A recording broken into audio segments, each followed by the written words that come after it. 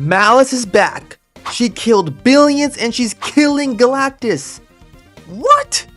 This is Fantastic Four issue 8, part 3 of The Invincible Woman, written by Ryan North. And I just gotta talk about this because this issue is crazy. Now, judging by the cover alone, you may think that Susan is going to return being Malice like she did in the 80s because of Marvel rival synergy. Well, yes and no. Let me explain. Oh, by the way, if I sound a little weird, that's because I'm a little sick, so bear with me.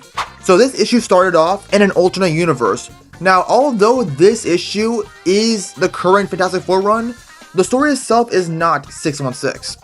Trust me, it's gonna make sense the more I read. So we're going back to basics, to when the Fantastic Four got their powers. They were fighting the classic villains like Mole Man, the Skrulls. Finding out she can do more than just invisibility, she can also create force fields. You know, going back to basics, fighting the Fightful Four, Doctor Doom, although I don't remember her making her own Megazord this early in her career. But now we're getting to the little bit of the juiciest parts of the story.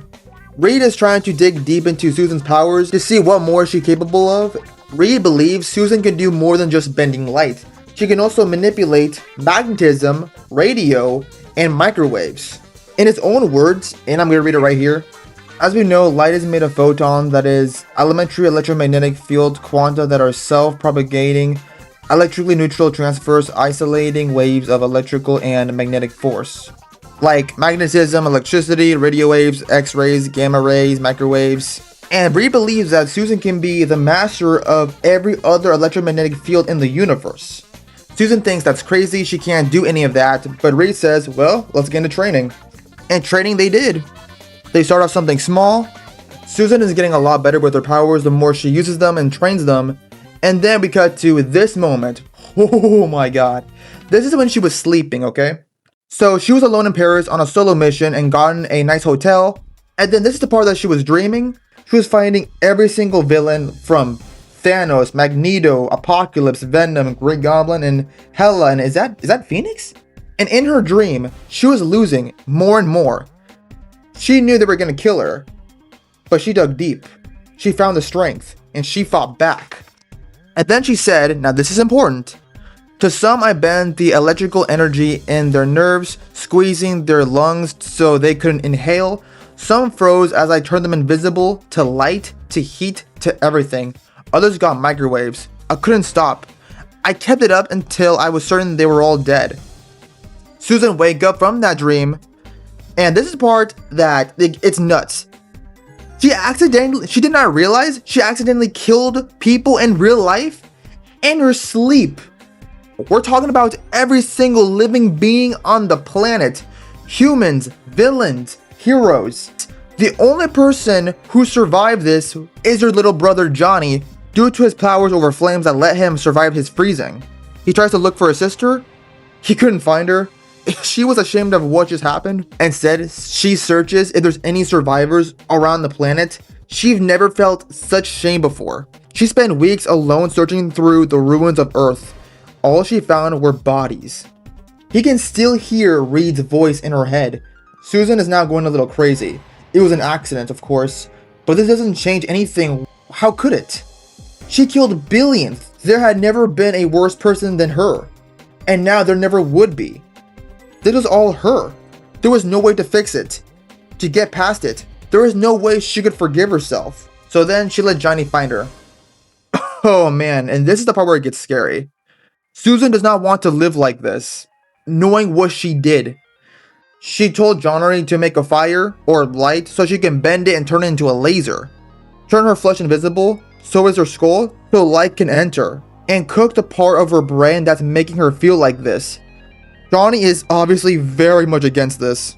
Johnny says, please, please don't do this. Susan says, flame on. Johnny did.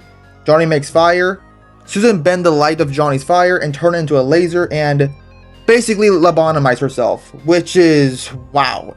That's insane, to be quite honest. I'd never expect that from Susan. And now she doesn't feel bad anymore. Of course, this does not change what happened, what she done to the world, but she could change how she felt about it. She doesn't feel bad about it anymore. She doesn't have to hear Reed's voice in her head again. She burned all her guilt, regret, and shame, and all she has left is joy. Now this is the part where it gets pretty interesting. So I'm gonna read this to you guys. Anyone who ends all life on the planet is not a good person. That's inarguable. Therefore, I'm not a good person. My surgery let me accept that. And it was like a great heavy mass lifting off my chest. I didn't have to do it anymore. I try and fail to be something I'm not. Johnny told me I wasn't thinking clearly. He said this was a mistake and that he just wanted his sister back. I told him I learned there are some wounds that don't kill you, even though they should. But that didn't mean you'd heal from them either. They just stand in there, become part of you. And when that happened, you could either give up or lean in and truly become what you are now. I told him I'd taken a new name. He told me I'd burned my soul right out of my brain.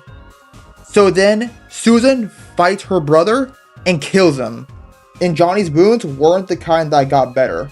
So now we cut to the 616 versions of the Fantastic Four, where they're trying to find Galactus, because if you read the previous issue, Galactus sent the Fantastic Four a message that he needs Susan Storm.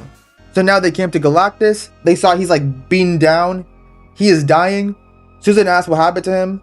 Galactus said, and I quote, "Our universe was recently made larger and larger than we dare dream. But the more space and time that exist, the more room there is for everything to happen, sometimes more than once." Susan asked, "Of course, you're saying that with enough space and enough time, random fluctuations dedicate that every possible structure must be formed." And then Galactus says, "Her world was like yours, except things went poorly." Oh, by the way, my bad. Susan did not say that. Bree did. And Ben is like, "Wait, this other Earth is filled with people just like us?" And Galactus said that he held her back as long as he could, but her power is fundamental, universal. She's killing him. And Susan asked, "Who is?" And that, ladies and gentlemen, is Susan from that universe I mentioned before, who now took up a new name, which is Malice. And she now calls herself the Invincible Woman. Okay, well, she's not called Malice, it's actually the Invincible Woman, but like, come on. This is obviously just Malice. Although she does look different from her original 80s look, and this might be a hot take, I like this design. It's clearly from Marvel Rivals, but you know, I like it more than the original look. I mean, I'm sorry, I just gotta. And then Malice, oh my god, Invincible Woman said, and this is where your story ends here. So now the Fantastic Four are gonna have to fight this version of Susan that not only killed billions of her own planet, but is also currently killing Galactus. This is just insane.